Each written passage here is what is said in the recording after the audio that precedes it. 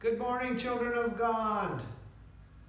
We continue on with our taping of services. I'm hoping one day we can do this face to face. You all remember the story of Moses, don't you?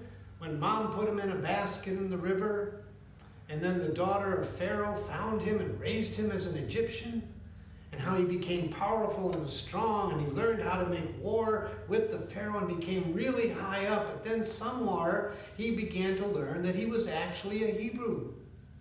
And so one day when he saw all of the people being enslaved and tortured, he got angry and he did something he shouldn't have done. And so then he ran away because he was afraid the Pharaoh would be after him. And so he ran way out into the desert to a well. And there he helped some ladies get some water. And there he decided maybe I should just be a shepherd. And he married a young lady by the name of Zipporah. And so he was just tending his flock, minding his own business, when one day he walked by a bush, and just like you know, he looked at it, and it was burning, but it really wasn't burning, it was just a flame. He couldn't figure out, but then a voice said to him, Moses, take your sandals off because you are standing on holy ground. And so he kneeled down and took his sandals off. And God said, I want you to rescue my people and bring them to freedom. Moses said, I can't do that, God. They're not going to believe me. And God said, well, just tell them the God of Abraham, Isaac, and Jacob sent you. He said, they're not going to believe that.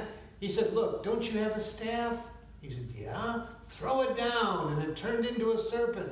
He said, that's not going to work. And then he said, well, put your hand inside your robe. And when he took it out, it was diseased. And when he put it back in, it was healthy. He said, I don't think that's going to get it, God.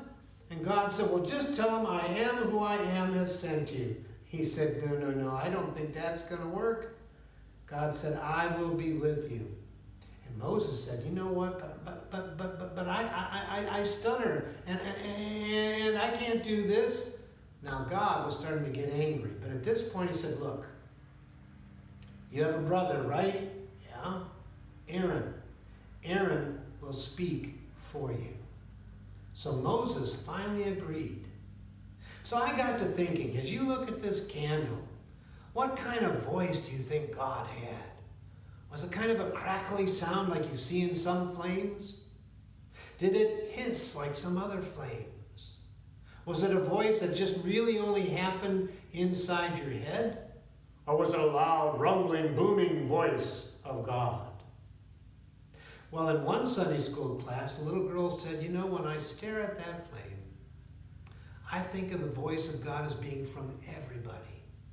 That God speaks to us from everyone. So here's what I want you to do. Next time you see a candle and you see a flame, or maybe you're out at a bonfire, think about how God might be speaking to you through others. Amen.